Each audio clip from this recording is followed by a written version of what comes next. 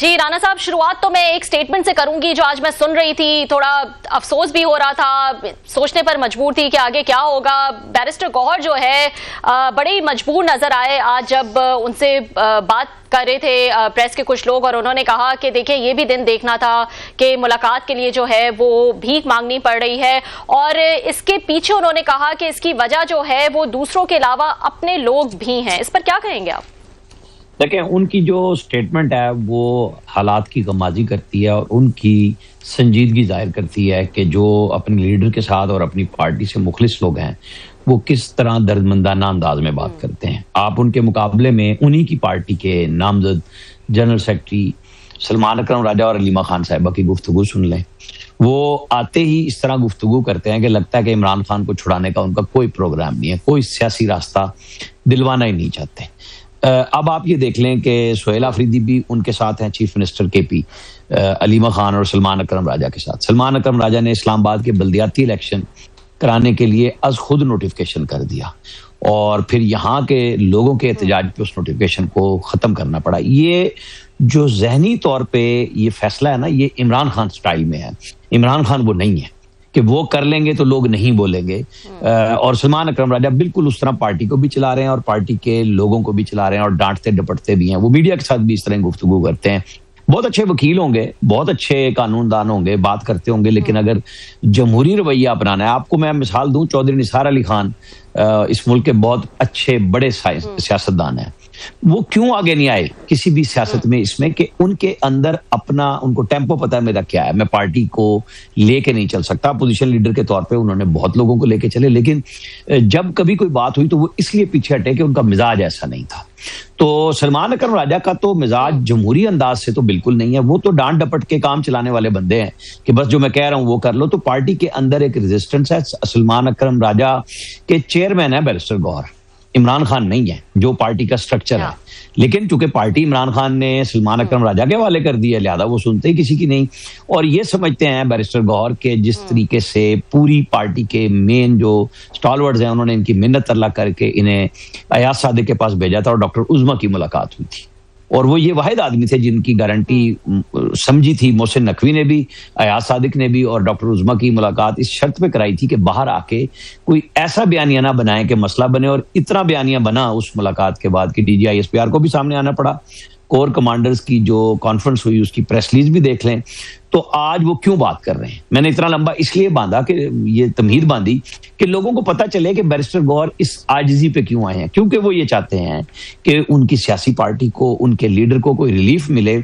और वो आप और हम इसीलिए ये गुफ्तगू कर रहे हैं कि वो कोई ये नहीं है कि वो कोई खुदा ना खास्ता डर गए हैं, कोई खौफजदा है। वो बातचीत के जरिए अपने लीडर को और पार्टी को बचाना चाहते हैं और मसाइल हल करना चाहते हैं। एक तरफ तो गौहर साहब मसाइल हल करने की बात करते हैं और हमेशा से ही जो है वो बड़ी मफाहमत की, बड़ी समझदारी की जो है बहुत सेंस होती है उनकी बात में। लेकिन दूसरी तरफ जैसे कि आपने कहा सलमान अकरम राजा हो गए या और लोग हो गए, उनका थोड़ा पॉइंट ऑफ व्यू डिफरेंट भी नजर आता है और प्रैक्टिकली भी जो उनके एक्शंस हैं वो भी डिफरेंट नजर आते हैं। मैं तो ये पूछना चाहूंगी राना साहब, ये जो मुज़ाकरात की अब एक नई हवा चल पड़ी है, इसमें कोई सीरियसनेस है भी कि नहीं? चले PTI तो जो सोचती है वहां 100 लोग 100 बातें करते हैं, लेकिन हुकूमत की तरफ से भी तो कोई खास सीरियसनेस नजर नहीं आ रही। और इसकी सबसे बड़ी एग्जाम्पल अगर कोई हिंट देनी थी तो वो ये थी कि सुहेल आफरीदी अगर पंजाब विजिट करते हैं तो करने दें उनको विजिट। क्यों इस किस्म की जो है हरकतें की गई कि मोटरवे के रेस्टरूम तक जो है वो आपने बंद कर दिए? तो ऐसे माहौल में क्या मुज़ाकरात होंगे? मैं थोड़ा सा बैरिस्टर गौहर की तरफ पहले दोबारा जाऊंगा और फिर मैं आऊंगा। मैं आपको एक बात बता रहा हूं कि आप अपने प्रोग्राम में अली अमीन गंडापुर और बैरिस्टर गौहर को जरूर बुलाएं और उनसे पूछिएगा कि आर्मी चीफ के साथ जो पेशावर में मीटिंग हुई थी, इनकी बड़ी एक्सक्लूसिव मीटिंग थी, उन्हें क्या सबूत दिखाए गए थे कोर कमांडर्स हाउस चलाने के। उसमें एक खातून और एक लीडर जो मफरूर हैं KP से, उनकी क्या सबूत दिखाए गए थे? और कोर कमांडर हाउस चलाने का अभी तक वो केस चला नहीं है, जो कि ओपन हो शायद हो जाएगा। और उसमें आपको नजर आएगा कि वो क्यों इतनी दर्दमंदी से अपनी पार्टी और लीडर को बचाना चाहते हैं। वो केस अभी आना है। अब आप आ जाएं सुहेल आफरीदी साहब की तरफ, क्योंकि लोग बड़ा मुवाजना करते हैं कि अली अमीन गंडापुर तो कंप्रोमाइज थे। वो कंप्रोमाइज नहीं थे, उन्होंने एक लम्हा नहीं लगाया रिजाइन करने पे जब इमरान खान का मैसेज आया, ठीक है, लोगों ने कहा जी झूठा दे दिया उसने, दस्तखत अपने हाथ से क्यों नहीं लिखा, सिर्फ दस्तखत क्यों किए, उन्होंने वो भी काम कर दिया और एकदम साइड पे जाके बैठ गए। ये वो लोग हैं जो सियासत में, ठीक है, बड़ी इश्तियाल अंगेज तकरीरें भी की, कफन बांध के आएंगे, फलां किएगा, लेकिन फिर उनके ऊपर उनकी पार्टी ने भी कहा और हम सब ने भी तवा लगाया कि 12 जिलों में आप कैसे भाग के चले गए, दूसरी दफा भी आप निकल गए। लेकिन सोहेल आफरीदी उस जगह की नुमाइंदगी नहीं कर रहे थे, वो आए थे जो जैसे पंजाब के ऊपर उन्होंने कब्जा करना है और वो दिखाने आए थे कि मैं बहुत बड़ी ताकत हूं। हमें ना सियासत को सियासत समझ के करनी होगी बात। रवादारियां जो है ना नवाज शरीफ ने दिखा ली थी और वो बन्नी गाला चले गए थे और जवाब में जो कुछ हुआ वो तारीख समझते हैं। तो मरियम नवाज जो है ना वो उसकी लपेट में भी आई और इमरान खान के जाती गुस्से का भी सामना किया उन्होंने जेलों में जाके। तो जब ये आ रहे थे और जो खत लिखा, जो इंतजामात किए गए, तो आप बिल्कुल ना समझें कि वो जब तकरीर कर रहे हों और कोई बात कर रहे हों और उनको मज़ार कायद पे जाने के बाद कैप्टन सफदर को जिस तरह मरियम नवाज के कमरे से निकाला गया, कमरा दरवाजा तोड़ के, वो इमरान खान की इंस्ट्रक्शंस थी ना, या तो नाम ले वो किसी और का, जिस तरह अब उन्होंने सारा जनरल बाजवा पे डाल दिया है। तो जब, क्योंकि आपको और हमें याद होगा और रऊफ भाई को बिल्कुल अच्छी तरह याद होगा कि इमरान खान से जब ये सवाल पूछा गया कि ये मरियम नवाज के साथ क्या हुआ, तो आपको पता है ना किस तमस्खराना अंदाज में ठट्ठा उड़ाया था उन्होंने कि एक इंटरव्यू में नेशनल टीवी पे ही कि वो तज़हीक थी बाकायदा, क्यों, मतलब वो ये मसला था उनका कि अब आप ये ना फील करें कि मरियम नवाज फिर आपको ना वो जो कर सकती थी कर दिया, बाकी उनकी तरफ से आप इस तरह की रवादारी का मुजाहरा बिल्कुल नहीं देखेंगी, क्योंकि वो ये सब सामना इमरान खान का बराह रास्त कर चुके हैं जब उनको उनकी बेटी के सामने और वालिद के सामने कोट लखपत से दूसरी दफा अरेस्ट करवाया गया था। और जो मैसेजेस उनको दिए जाते थे नैब की कस्टडी में भी और जेल में भी, वो अच्छी तरह जानती हैं कि ये किस जगह से क्या मैसेजेस आ रहे हैं।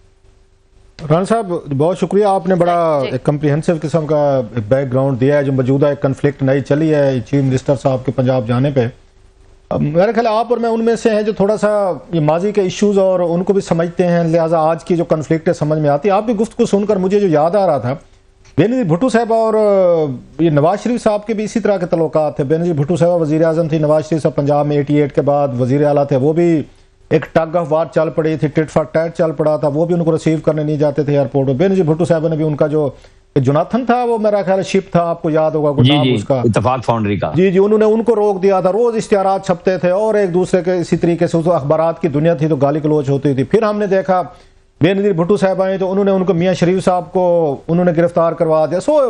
और नवाज शरीफ साहब का बस चला तो उन्होंने फिर आगे आसिफ जरदारी साहब गिरफ्तार हो गए थे 96 के बाद, केसेस हुए, बेनज़ीर भुट्टो साहब को जाना पड़ा। फिर बाद में 2002 में या something like that Benazir Bhutto साहब और जरदारी साहब गए थे, जद्दा गए थे, तो उनको 14 साल लगे थे इस नतीजे पर पहुंचने में। बाद में 2006 में जाके उनका COD हुआ लंदन में, हमने वहीं पे देखा, उधर ही वहां पे सारा।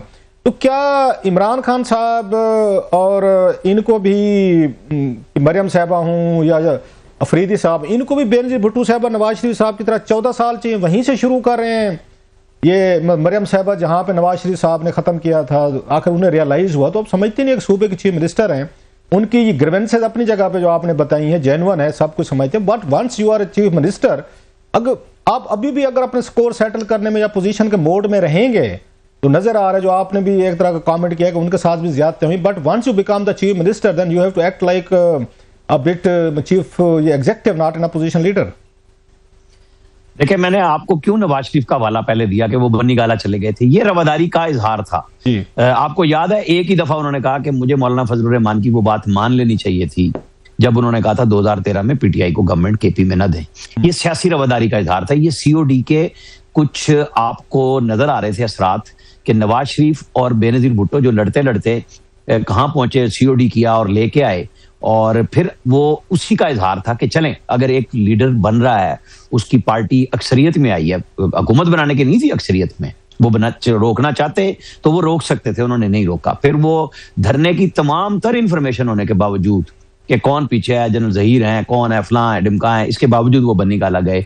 उन्होंने वो जो है ना, जो मिसाल दी जाती है कि एक गाल पे थप्पड़ खाया तो दूसरा भी आगे किया, और वो खाते चले गए, और जब तक 2017 में उन्हें निकाल के पनामा से अकामा में बाहर नहीं फेंक दिया गया।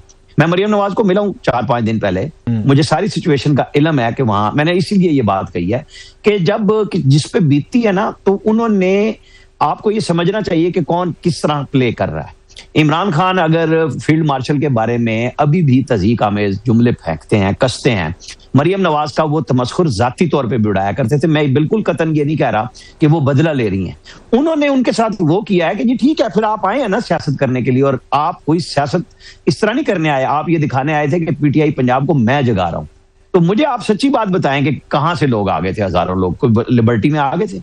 इंतजामी मामलात होंगे, मैं और आप कह सकते हैं कि नहीं इनको करना चाहिए था, थोड़ा सा रास्ता देना चाहिए था, वो क्यों अपने लिए सियासी मुश्किलात करेंगी? लेकिन अगर आप इतने पॉपुलर लीडर हैं, जिस तरह वो कहते हैं आप हमें घंटा दें हम मीनारे पाकिस्तान भर देंगे, भाई लिबर्टी चौक तो भर लेते, लाहौर शहर से, पूरे पंजाब से।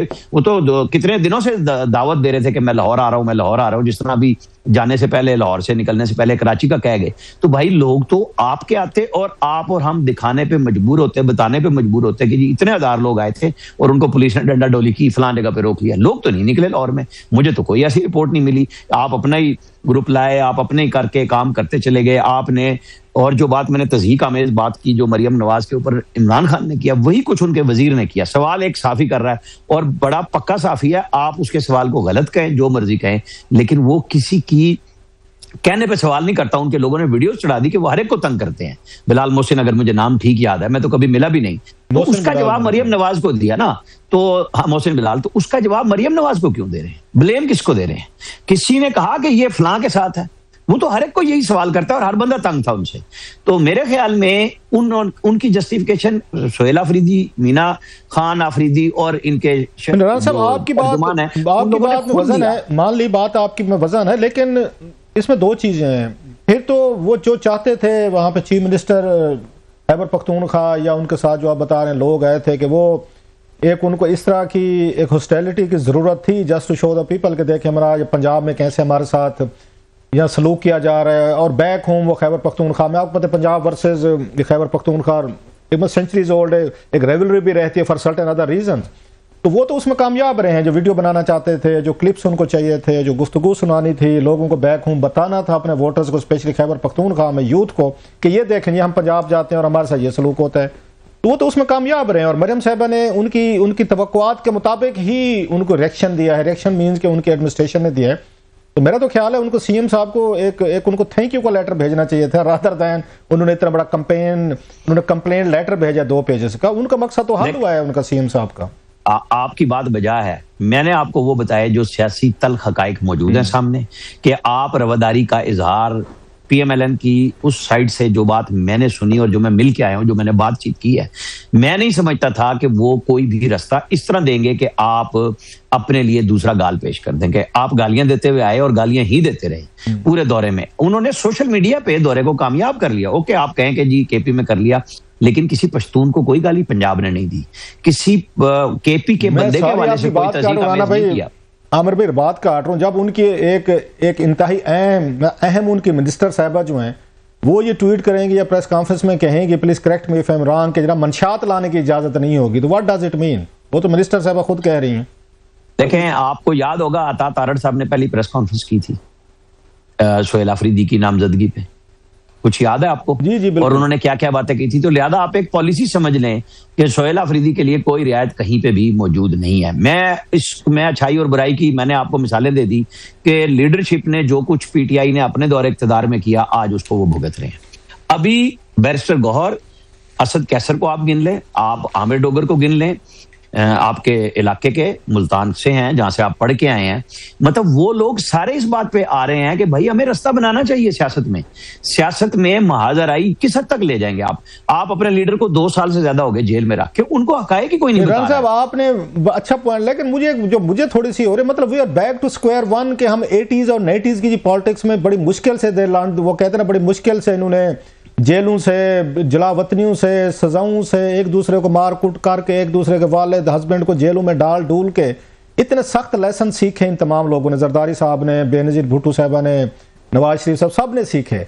तो एक साइड अगर सबक सीखी है तो फिर दूसरी साइड के साथ सींग अड़ गए। सर 14 साल और चाहिए, जो बात मैंने पहले की थी, ये तो फिर हम वहीं पे खड़े 1988 में जा पहुंचे बेनजीर भुट्टो साहब वाला जो मैंने बात की। आप तो 14 साल की बात कर रहे हैं, मैं 78 ईयर्स कहता हूं कि हम दायरे के सफर में हैं, बदकिस्मती से हम नहीं निकल सकते। जब रवादारी, मैं तीसरी दफा बता रहा हूं, जब नवाज शरीफ ने रवादारी हर तरह से इजहार किया इमरान खान के लिए, जब उनको पता था कि उनके खिलाफ एजेंसीज क्या काम कर रही हैं बतौर वजीर आजम, वो नंबर बदलते थे, गालियां नए नंबर पे विद इन फ्यू सेकंड्स गालियां शुरू हो जाती थी। मैंने देखी है नवाज शरीफ के फोन पे बतौर वजीर आजम, और वो अपने मिलिट्री सेक्रेटरी से कहते थे कि नया नंबर भी देता, 10 दे उन्होंने को मैंने गाला आ गई। नहीं, ये कौन उनको भेजता था? ये बड़ी आप बहुत बड़ी बात। जी मैं उनके साथ जा रहा था जब सैलाब आया था। हम गुजरांवाला गुजरात के हेलीकॉप्टर में विजिट में गए थे। नवाज रजा साहब हमारे साथ बैठे हुए थे, साले दाफर साहब थे। उन्होंने कहा तुम्हारे को मेरा नया नंबर है? हमने कहा नहीं। कहेंगे ए लो देखो, उसमें आप पढ़ नहीं सकते, वो गालियां थी प्राइम मिनिस्टर को। उन्होंने कहा पाकिस्तान के फोन पे आप ये कह रहे हैं, सब प्राइम मिनिस्टर ऑफ पाकिस्तान के फोन पे उनको गालियां भेजी जाती थी, और वो नए नंबर पे जी नया नंबर लेते थे, गालियां शुरू हो जाती थी। वो कहते थे एमएस साहब को कि 10 देना कि मैंने रिसीव हो गया ना तुम्हारी गालियां। उन्होंने मतलब मैं क्यों मिसाल दे रहा हूं, रवादारी का किस तरह इजहार करें? राना साहब मैं यहीं पे जरा रुके हैं, मतलब जो मेरे लिए थोड़ा डाइजेस्ट करना मुश्किल हो रहा है। नोए के नवाज शरीफ साहब बेटा आप भी बहुत करीब से जानते हैं, मैं भी थोड़ा सा लंदन में हमको 1-2 साल इनको करीब से वहां पे मिलने मिलाने का मौका मिलता था। तो नवाज शरीफ साहब बीइंग प्राइम मिनिस्टर इतने वीक हो गए थे कि उन्हें पता था कि कौन सी एजेंसी कौन से जर्नल जो है उनको गालियां लिखवा के भिजा रहे हैं, नंबर भी दे रहे हैं। स्टिल उन्होंने 12 अक्टूबर से सबक सीखा हुआ था कि आपकी दफा मैंने रिएक्ट नहीं करना, मैंने इसको डाइजेस्ट करना है, कंप्रोमाइज करके चलना है। तो नवाज शरीफ साहब इस तरह की गालियां सुन के कैसे वो बर्दाश्त कर रहे हैं? नोइंग के लिए आप बता रहे हैं, उन्हें पता था कहां से आ रही है, कौन करवा रहा है, और उनके अपने ही उनके जो एजेंसी नीचे थे वही करा रहे थे। नवाज शरीफ साहब मतलब that's something a bit strange sir, कि वो इसको डाइजेस्ट कर रहे थे। आप नवाज शरीफ की खामोशी पे भी अब सवाल करते हैं ना कि वो बार बार क्यों बातें करते हैं। उन्होंने इस मुल्क को चलाने के लिए जब उन्होंने अपना पॉलिटिकल कैपिटल पहली दफा 2013 में इलेक्शन जीतने के बाद बड़ी भारी अक्सरियत से 60-70 लोगों को इस्लामाबाद पीएम ऑफिस में बुलाया था और बताया था कि यहाँ दहशतगर्दी है और बिजली का क्राइसिस था। आपको याद होगा पीपल्स पार्टी की बुनियादी हारने की वजह वो राजा परवेज अशरफ का बयान था, और ऊपर से वो फिर बिजली का बहरान, जितना 14 घंटे 24 घंटे में से और 16 घंटे बिजली नहीं आती थी, उनकी थी कि मैं लोगों की मुश्किल आसान करूं। तो उसके लिए उन्होंने बिजली के रेट बढ़ाए थे और लोगों को बताया था 60-70 साफियों को बुला के कि ये देखें हमारे लिए मुश्किल है, यहाँ एक बंदा भी कोई टका नहीं लगाने के लिए इन्वेस्टमेंट में तैयार, कि दहशतगर्दी की वजह से बाहर का इन्वेस्टर फंसा हुआ है, हम उस तरफ भी जा रहे हैं, हम इनको भी ला रहे हैं। धरना ऐसे मौके पे कराया गया जब सख्त फैसले मईशत के लिए जा चुके थे, और वो बेहतरीन साबित भी हुए। मैं बार बार आपको क्यों बता रहा हूं ये बात, गालियों वाली बात क्यों बताई मैंने? उन्होंने आपको बताया राना साहब, आप क्योंकि विटनेस अकाउंट है आपका और इतने क्रेडिबल आपका अकाउंट है, और आप इतने करीब रहे हैं, पावर कॉरिडोर्स को आप कवर करते रहे हैं, बहुत सारी चीजें आप इनसाइड जानते हैं। नवाज शरीफ साहब ने कोई बताया कि गालियां मुझे कौन भिजवा रहा है, कौन नंबर किसके पास होता है, मतलब इसके पीछे कौन है? साफ जाहिर कोई बंदा शेयर कर दे। Did he share something with you जब वो आपको मैसेज दिखाए गए थे? आम आदमी तो जुर्रत नहीं कर सकता कि वो खुदा ना खास्ता प्राइम मिनिस्टर को मैसेज करे। राहुल भाई, मैंने पहले फिक्रा ये कहा था कि उन्होंने हमें दिखा के मिलिट्री सेक्रेटरी से कहा कि उन्होंने 10 देना कि मैंने गालियां नवे नंबर पे रिसीव हो गई है। अच्छा, वो मिलिट्री सेक्रेटरी से कह रहे थे, मुझे नहीं कह रहे थे। अच्छा, ये बता चले यहाँ तक ठीक है। इसके बाद हमने देखा थोड़ा सा ना, मैं इसीलिए ये कह रहा हूँ कि वो जो आप कह रहे हैं ना कि मरियम नवाज ने इक़्तिदार में जब, एक छोटा सा सवाल सर, एक छोटा सा, जी बाद में जिनके दौर में ये उनको सब कुछ हो रहा था, गालियां दिलवाई जा रही थी, नंबर शेयर किए जा रहे थे, उनको एम्बेरस किया जा रहा था, विच वाज वेरी अनफॉर्चुनेट कि मुल्क के प्राइम मिनिस्टर को आप इस तरह, जितना भी आपके डिफरेंसेस हो जाएं तो इस तरह नहीं होना चाहिए। लेकिन जब वो साहब रिटायर हुए, जिनके दौर में चीजें हो रही थी और जिनको मिलिट्री सेक्रेटरी को बता रहे थे कि उनको बता दें, तो जिस एजेंसी के सरबराह की तरफ इशारा वो कर रहे थे, उसको तो बाद में रिटायरमेंट के बाद अपने साथ बिठा के बड़ी बेहतरीन किस्म की वेलफेयर दी थी नवाज शरीफ साहब ने। तो फिर तो उनको इनकार करना चाहिए था कि this gentleman has been getting me abused, के मुझे मैसेजेस करवाते थे मैं सारे करता। वो आपको याद होगा मियां साहब ने बहुत बड़ी उनको जाते हुए उनको वो दी थी, एक फेयरवेल टाइप दी थी, साथ बिठाया था सर, साथ वाली कुर्सी पे बिठा के जनरल साहब गए थे। देखें, मैं चूंकि बहुत सारी चीजों का विटनेस हूं ना, तो मैं आपकी इस बात को ये समझें कि उन्होंने चौधरी निसार अली खान की इज्जत की। अच्छा। वो ही लेके आए थे उनको, और उन्होंने चौधरी निसार अली खान ने तो उनको शील्ड भी दी थी ना बतौर वजीर दाखिला, जनरल ज़हीरुल इस्लाम को।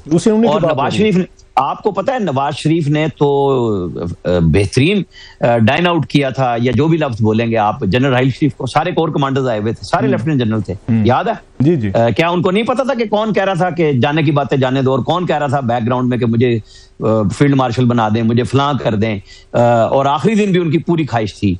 अब तो बहुत सारे लोग, इरफान सदीकी मरूम ने बहुत कुछ लिखा ना, सब चीजें, हम तो आई विटनेस हैं। जिस दिन ये खबर चलवाई गई थी कि नवाज शरीफ से इस्तीफा मांग लिया, मैंने ये एक दफा बात बताई थी, मैं आपको दोबारा दोहरा देता हूँ। जिस दिन ये बात खबर चली, पांच रिपोर्टर्स ने 5 चैनल्स पे ये चलाई कि नवाज शरीफ से इस्तीफा मांग लिया गया। आपके भी हेड रहे एक साहब, मेरे भी रहे, उन्होंने कहा ये खबर दे, मैं कहा ये झूठी खबर है, ये खबर मालकान को जाएगी जब इस्तीफा मांगेंगे, आप छोड़ दें, आप भी मेरी तरह मुलाजिम नहीं है, चाहे जितने बड़ी मर्जी ओहदे पे रहे हों। मैं आपको बताता हूं कि ये खबर झूठी है। उस वक्त क्या हुआ था एक्चुअल, नवाज शरीफ के साथ बैठे हुए थे जनरल राइड शरीफ, जनरल आसिम बाजवा थे, आप पता कर लें कि इसहाक डार थे, और ये गए हुए थे आईडीपीज की फंडिंग के ऊपर बात करने के लिए उस वक्त जब ये खबर चली।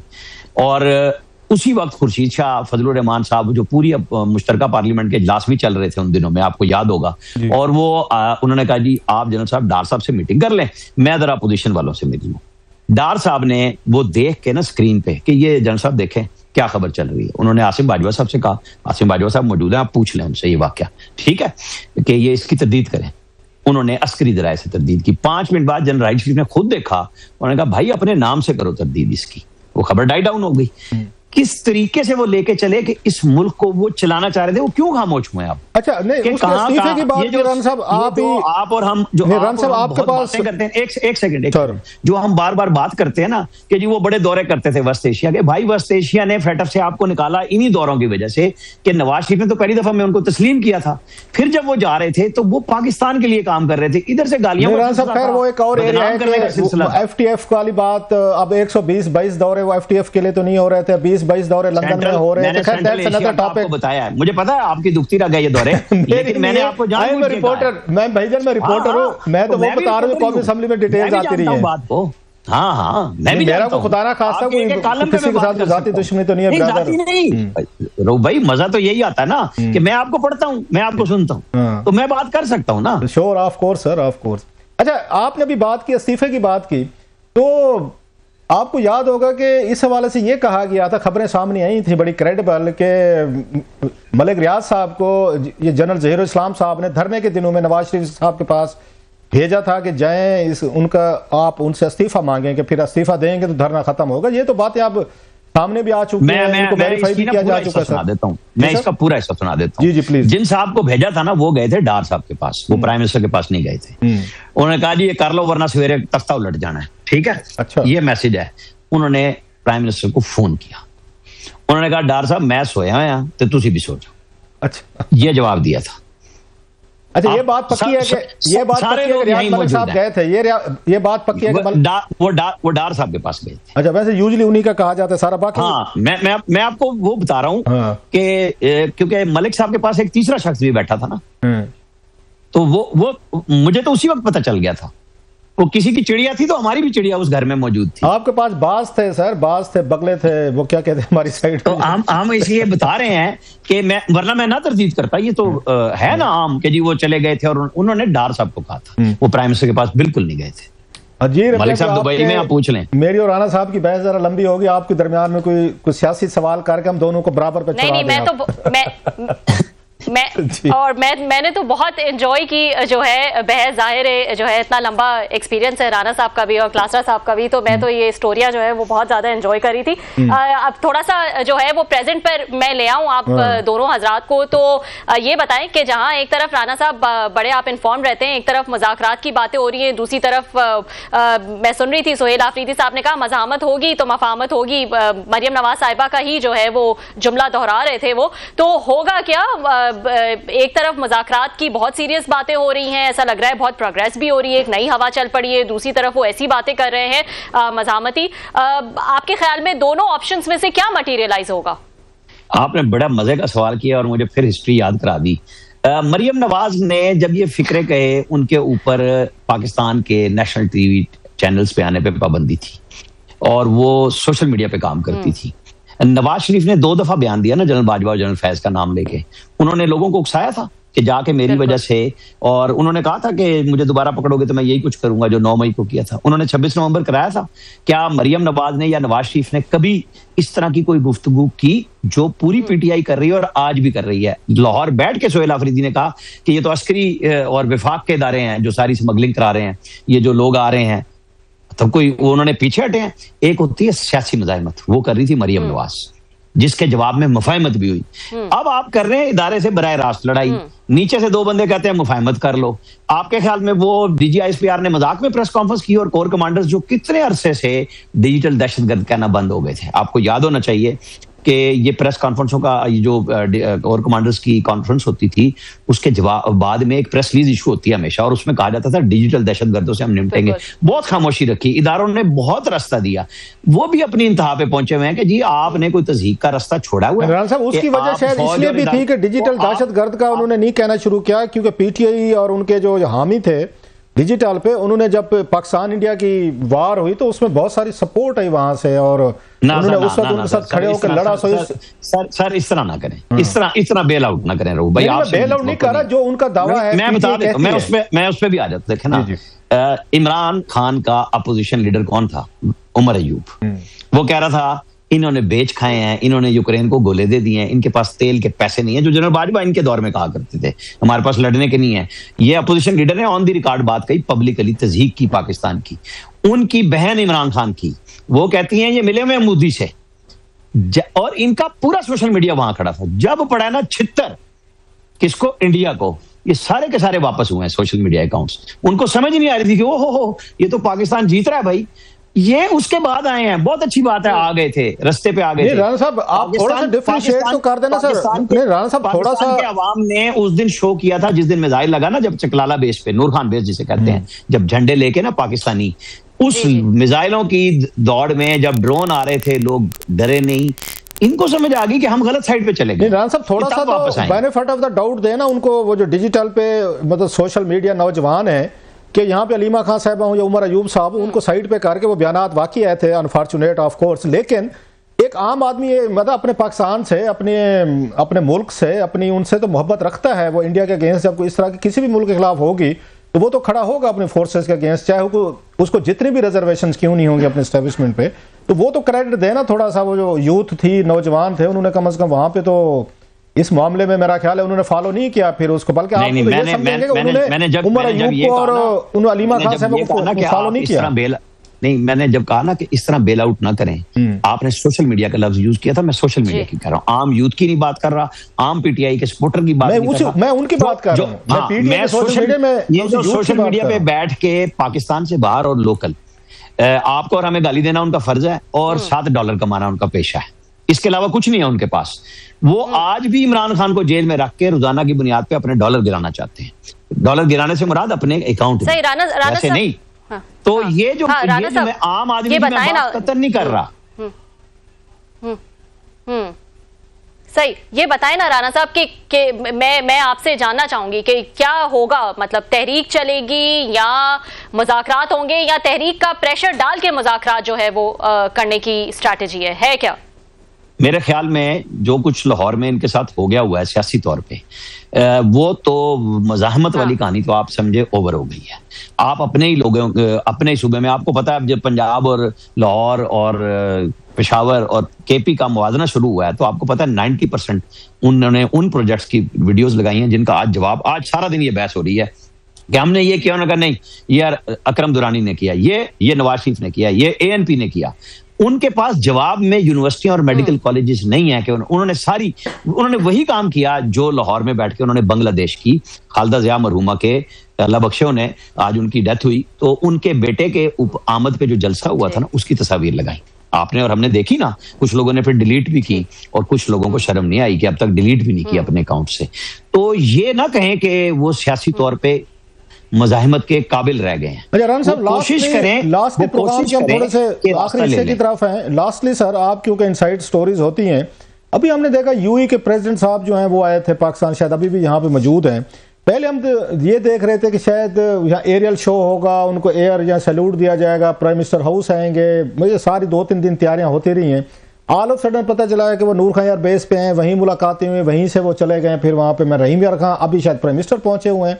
ये क्या हुआ है? ये मतलब ऑल ऑफ सडन ये चेंजेस क्यों हुई हैं? जो वहाँ पे मीटिंग्स होनी थी, एरियल शो होना था, उन्हें सलामी देनी थी, फिर उधर सऊदी अरब और यूएई के दरमियान ऑल ऑफ सडन एक क्लैश हो गया। तो पाकिस्तान कहाँ खड़ा है? प्रॉब्लम है, मतलब we are in a big problem को। दोनों दोस्त मुल्क हैं सर हमारे लिए। देखें, वो हमारे दोनों दोस्त मुल्क हैं और हम ईरान और सऊदी अरब के दरमियान में जहां वो मुतारिफ थे वहां पे भी पाकिस्तान ने अल्हम्दुलिल्लाह अपने हर दौर में एक बेहतरीन फैसला किया। इस पे मैं बहुत ज्यादा बात ना करते हुए कहूंगा कि इंशाल्लाह अब भी हम बेहतर किरदार अदा कर सकते हैं, क्योंकि जब ये जंग ना हुई होती ना, मोदी का शुक्रिया इस सेंस में कर रहे होते हैं हम कि हमने अपनी एबिलिटीज लोगों को बहुत कम दिखाई थी। आपने जो वीडियो देखी होगी जो हमारे चीफ ऑफ डिफेंस फोर्सेस हैं, लीबिया में जाके जो उन्होंने बात की थी कि ये हमारा इंडिजिनस प्रोग्राम था, तो ये तो 100% हमारा अपना था। हमने चाइना को तमाम लेबल्स दिए, बिल्कुल सेरे भी सजाए, क्योंकि जाहिर टेक्नोलॉजी तो उनकी थी, लेकिन उन्होंने हमें इजाजत दी हुई थी जो F-16 में हम एक पुर्जा भी चेंज नहीं कर सकते। चाइनीज की तरफ से इजाजत थी जो मर्जी करो, और हमने जो किया। तो उसके बाद हम जब बात करते हैं ना, हमारी वो पोजीशन नहीं रही जो मई से पहले थी। अल्हम्दुलिल्लाह हम अपने दोनों दोस्त ममालिक में, दोनों में लाखों पाकिस्तानी मौजूद हैं, बगैर किसी मसले में पड़े हम बेहतर किरदार अदा करें।